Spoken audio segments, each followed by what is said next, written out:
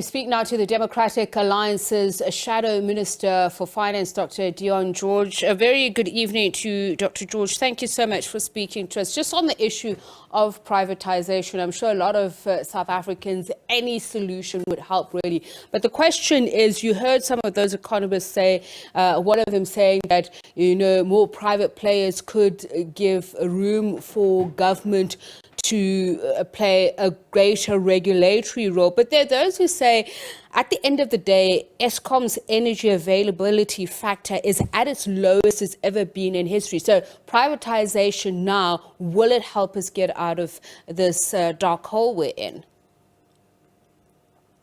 Yes, it certainly will. What we know is that the model that Eskom is operating on doesn't work. And no amount of money that gets thrown at Eskom is going to fix that problem. What we need to do is we need to inject independent power producers into the system. It is possible.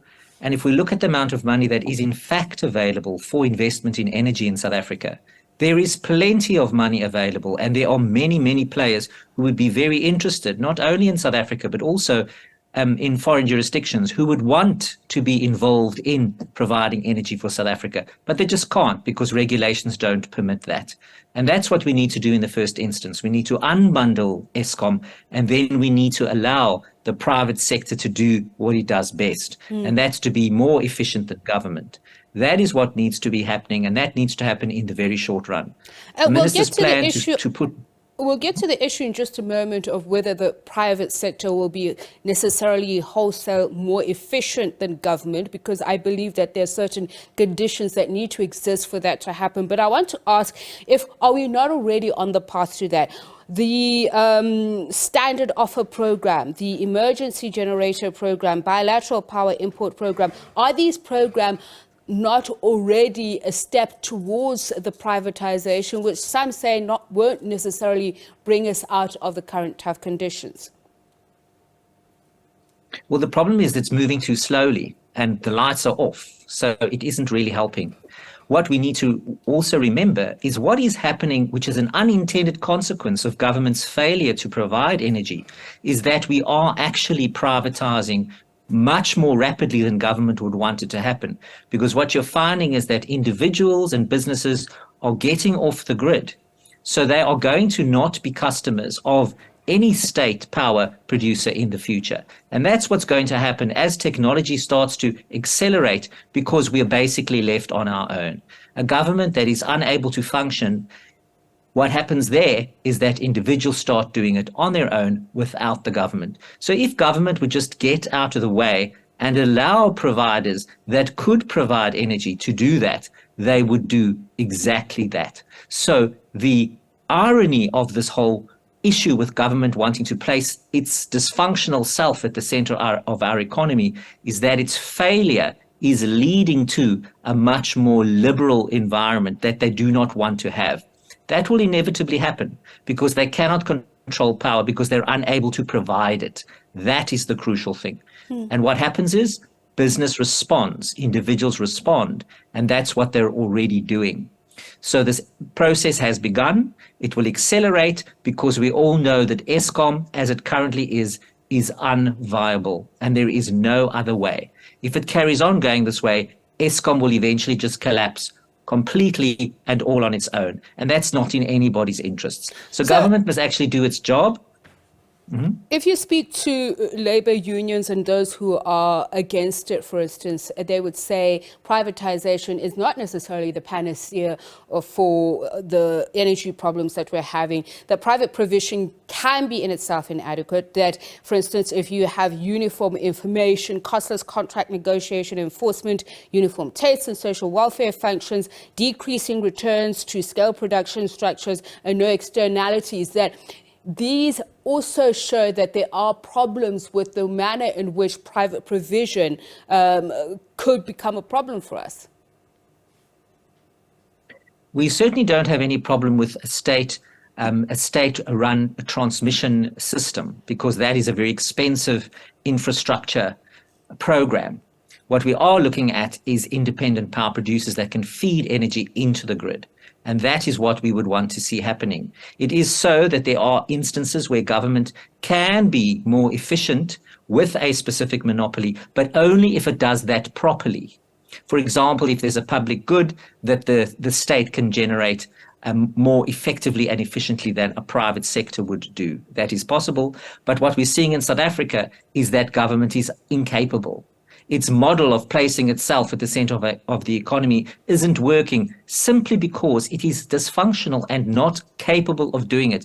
If we did have a functional state, and it was capable of doing what it was supposed to do, we wouldn't have this problem now today, where we have to say, well, something needs to give, because if we carry on going this way, we will eventually have no lights at all. And what that's doing to business and individuals, frankly, it's criminal.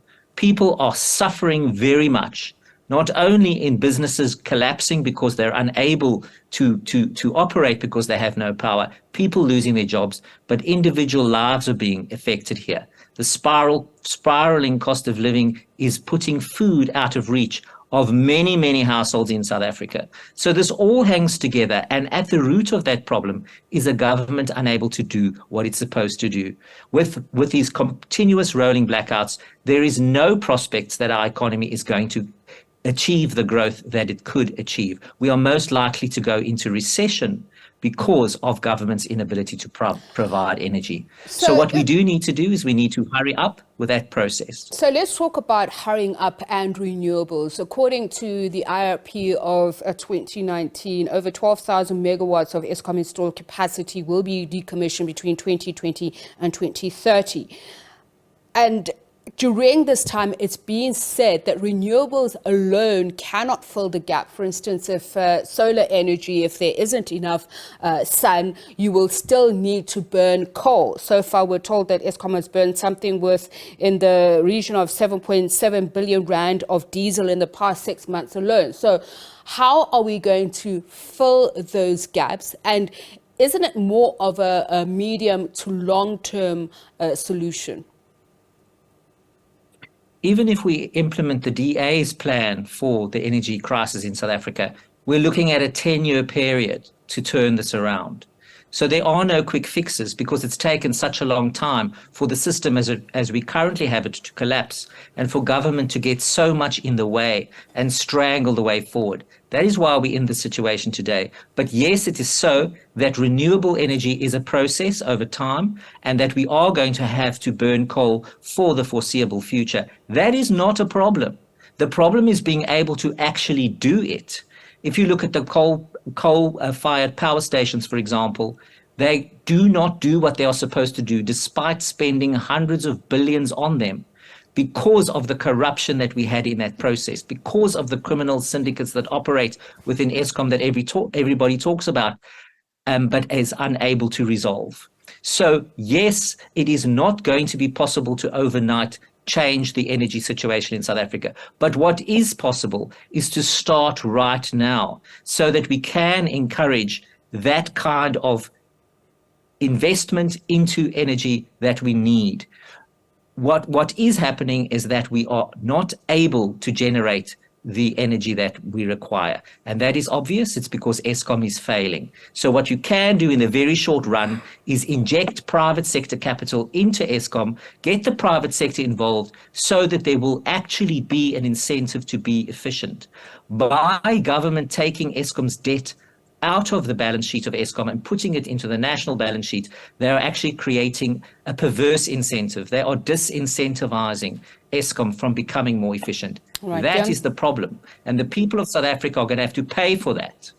Thank you so much for your time. Unfortunately, we have run out of it, but thanks for speaking to us. That's the DA's Shadow Finance Minister, Dr. Dion George, just speaking to us about what they would propose in the current situation to resolve the energy crisis we're in at the moment.